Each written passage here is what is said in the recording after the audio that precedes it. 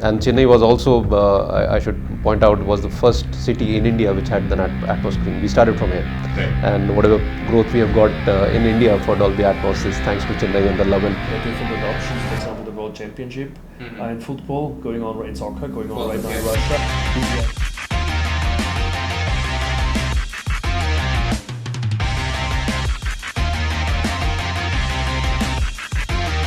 This is Cinema Express, the cinema division of the New Indian Express. So I want to ask you about, you're adding 50 new screens to Chennai, Mumbai and Delhi. So we already have 50 screens in Chennai, we already have 50 screens in Mumbai. Okay. Of course, we'll add as we go along, but as on date, we have 50 screens both in Chennai and Bombay. Right. And how many are we adding? I mean, this whole exercise is about... Well, the number keeps on increasing, and of course, it will grow in the next few months and years to come. But as on date, what we have is 50 each in these two cities. So, is there a surge in the is there a sudden spike in the number of Dolby attached screens? I mean, on a global basis, we have 4,000 screens, 4,000 Atmos screens, and daily increasing.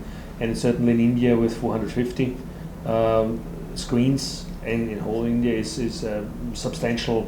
Like 11-12% of the global market is a substantial number. Good place to start this discussion is also to have you guys probably talk about why Atmos matters. Right. I mean, why Atmos matters. I mean, audio is a pretty huge part of the experience in the cinema. If you think about it, you can see a video, for example, with two different audio tracks, and your emotion is completely different. It could be threatening, at the same time it could be happy. It really depends on the sound, and this is something which is also seen by the producers and directors, that you have whatever the percentage is more or less than 50%, but audio is a huge experience part, and that's a fact. So back in like 6 years ago, when we started to think about what's next, I mean, at that time it's 7.1, 9.1, whatever, but it was always this channel-based audio, and we were sitting with the directors and the sound mixers, basically with the artist, and thinking about what could be the next. And they were coming back to us and saying, maybe more channels, but it's more of the same, just maybe we do a paradigm shift and go into objects.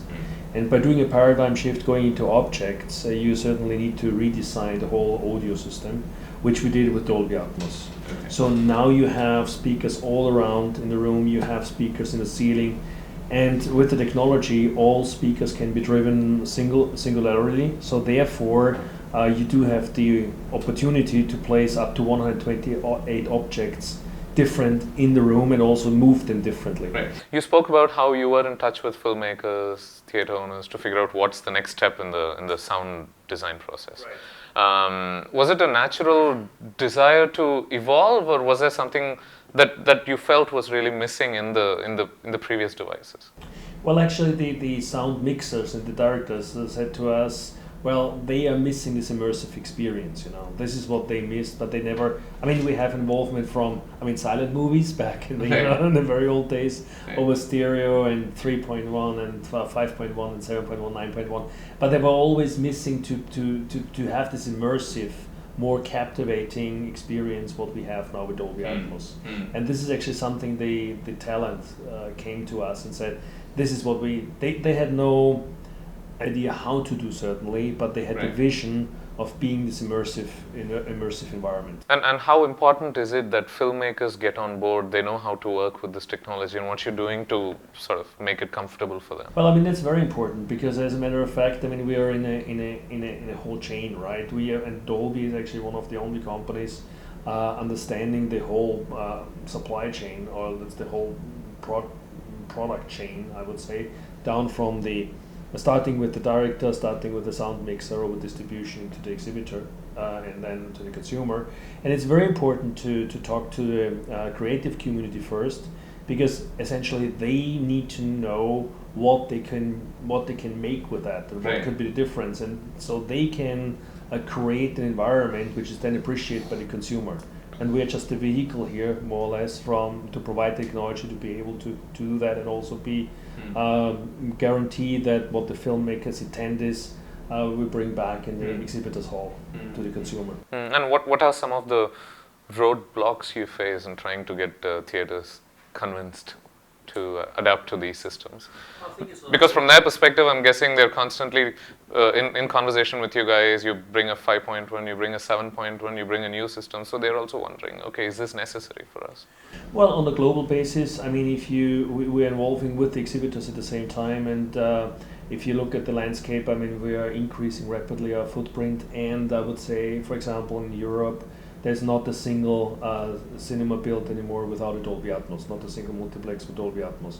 So people are adopting it, and certainly, but it does take time, certainly, because cinemas, I mean, they have a cycle of renovation, and right. So it takes some time, but we see nowadays in Europe, US, that all the multiplexes do have at least one Dolby Atmos screen when they do a renovation or when they build it up.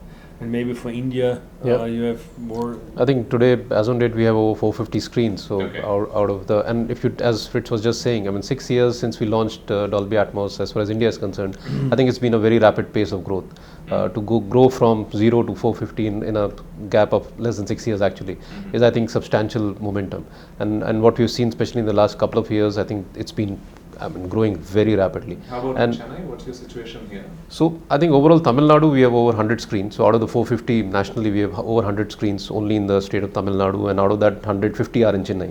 Wow, so okay. And Chennai was also I should point out was the first city in India which had the Atmos screen. We started from here, right. And whatever growth we have got in India for Dolby Atmos is thanks to Chennai and the love and affection we have got for the format. And of course, and I think I'll also point out one very interesting and very core thing in terms of the growth is the content.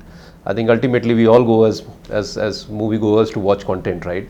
And then we want that to be much more enhanced and immersive and all that good. And that's where we work a lot with the industry, to Fritz's point, and make sure that the content which is created is an Atmos, and of course then we control the experience with the exhibitor partners. Right, and while on content, do you have a lot of content being mastered for Atmos here? As I understand it, there's a lot of course, Hollywood films getting released. But what's the percentage of how many films are being made here? How do you go about getting that number up? So I think if you look at India, we have over 400 titles which have already released in Dolby Atmos, and which is a substantial number again, and in multiple languages. I mean, in India, we have all the English movies, Hindi, of course, but also the 4 South Indian languages: Kannada, Tamil, Telugu, Malayalam. All 4 have multiple films which have released in this part of the country. So I think that's what drives adoption, right? That's what drives exhibitors, because they are in the movie exhibiting business, and then more content drives more attention and more people to their screens, and that drives consumer adoption. Because if as a consumer I watch a movie in Dolby Atmos, of course I feel that difference, and I would like to come back to the same screen, because of course I value what I got from that screen watching my movie last time. So I think that drives continuous momentum for us. Here's something I've always found to be very interesting. In Satyam, for example, which was among the first exhibitors to take to your technology, right?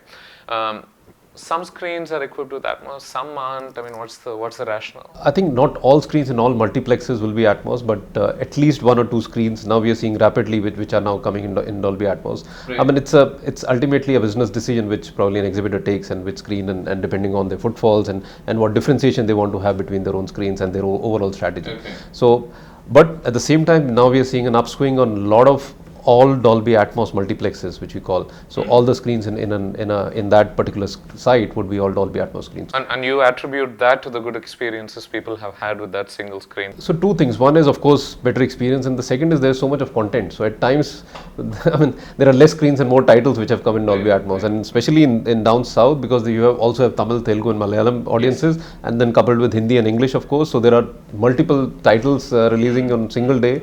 They of course needs more screens. So maybe that's all. Is it your view that the average movie goer gets the nuances, gets the difference between these technologies? Because at the moment, as far as I am concerned, I don't see too many people picking between, say, for example, a Santam or a Satyam, if I'm not wrong, one has Atmos and the other doesn't. I do believe, yes, they value the difference, and also I think they value the difference. Because we had an interesting trial in Germany.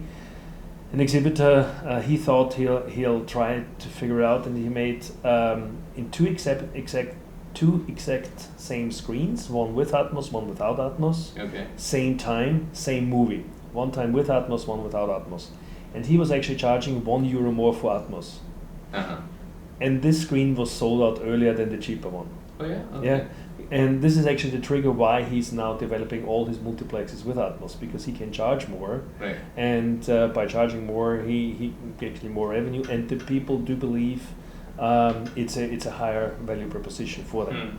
Mm-hmm. So based on that, so that's one thing. So if you, in this particular case, and I don't want to make this cross the world, but in this particular case, you could see that people pay more to watch them movie in Atmos, so the value what it is. Mm-hmm. And in other occasions, you also see that people are question where's the Atmos movie. We get this back from exhibitors in Europe very often, very frequently, so that people are asking at the concession or at the ticket counter, is this film in Atmos? Oh, they are. So we did get that from some exhibitors, and it certainly depends on the region, and it also depends how the exhibitor educates the audience. It's also a very big thing. So marketing is certainly something what you need here. And all depending on the marketing, you see the difference. And if that's the situation in the international market, what's your I understanding think of how things are? it's here? even more. It's even Are more, they as aware? Absolutely. I mean, I would not say all aware, but I think we are making good steps or taking the right steps in the right direction to make people more aware and educate. So the trailer which you mentioned, I mean, when you go to an Atmos screen, these are some rituals which happens across all screens, which is a playing of a trailer just to give a prelude to what this technology is all about. You enter the screen, you see the big logo, so there's a reminder that okay, this is something different. You pick up the newspapers today or any random newspapers of when the film releases. There's a separate call to action for Dolby Atmos screen bookings. So these are a few things which are reminders to people. If you go to say website of SPI or PVR or go to their app, you have a separate place to book Dolby Atmos tickets. So we work with all our partners to make sure that all the consumer touch points, whether it is at the exhibitor premises or online or offline, we try to keep on educating the consumers of what this format is. And initially we had done a lot of dipsticks when people came out as exit interviews. I mean, sound is not tangible, so I mean, but you still feel that what you experience, and people were able to make out and say that yes, we had a better experience. Now they may not be able to articulate it that well. It's like filmmakers sometimes say they may not understand all the devices employed, but they get the experience. Exactly, but you do feel as a gut or intuitive feel that you had a great experience. And what we've also anecdotally heard from a lot of our exhibitor partners is that their footfalls or their occupancies have increased, which means that people are coming back to the same screen because there is no dearth of screen. Okay, so from the perspective of an organization, right? Now I'm sort of thinking about, say, for example, an exhibitor who's been convinced by you to adapt to every step, every new technology you come up with. And when you're selling, say, for example, a 5.1 or a 7.1, you're obviously telling them, hey, this is the future, and this is what you have to get on board with. So how do you sort of tell them that, we sort of thought that this is where we were going, but looks like we're not. This looks to be the future. I mean, is it hard for you to tell them that, well, we've sort of come up with a new thing and the old idea may not be so dated anymore? I mean, Well, so if I may, so yeah, sure. I think in this world, and especially in today's world, I mean, technology keeps on innovating itself, right? I mean, and all of us as consumers, whether we buy a mobile phones or television, we know that after a few years we have to, or our car. Correct, but we're constantly looking to buy objects with the hope that we probably will not be buying that object very soon. I mean, that's usually the rationale behind. I think that's the way it is. I mean, the technology will keep on innovating itself, and after every few years, there'll be something which will kind of supersede what happens. But you're saying, as far as you're concerned, that's not quite a challenge for you in making people see that something's changed and they need to be open to the new. Yeah, well, I think the difference between channel-based like 5.1, 7.1 and Dolby Atmos is not an evolution, it's a revolution. It's like I always compared with the introduction of a smartphone, right? Everybody has phones before, but now in the smartphone. Right. So the smartphone is now evolving, right? But it's actually this revolution, how you do it differently. This is what actually Atmos is, where you see a complete shift in the experience by actually just changing technology from the base. And I think that's the major, and this is also what the people get, right? Because if you and you're right, if you talk about mono, if you talk about stereo, if you talk about 3.1, 5.1, whatever, Yeah. this was always, but this was an evolution, right? Yeah, those were gradual One changes, more, but you're saying this is an overhaul. in a way. Exactly, you know, Right. one step more, but this is actually a paradigm shift, you know, and that's actually where the industry understands and also the exhibitor understands, and it's very much Okay, so for the moment, as far as your organization is concerned, there's just one goal, Atmos. yeah, in terms of audio, yes. Yeah. What's the percentage of theaters in, as far as the overall number of theaters in India are concerned, that have adapted to Atmos for the moment? And what targets have you set for yourself? What the percentage you're saying is out of the Indian theaters, Yes. or so? I mean, India, there are number of estimates you get for number of screens. It could range from 8,000 to 10,000 is what Right. the industry estimates. I mean, from that perspective, we have around 450 out of them, but the number is of course growing. But that's one way to look at the numbers. The other way is all the DCI compliant screens. I mean, that number is much smaller. So we have got some great traction, at least where Atmos could be compatible and could be installed, for example. So that number is pretty healthy for us. And more than that, I think the momentum which we have both on the content side and on the Atmos screen growth, I think that's very strong. I think if we continue on the same trajectory and momentum, I think we are in the right direction. Today, more than ever, it's the importance of theaters is sort of diminishing, isn't it?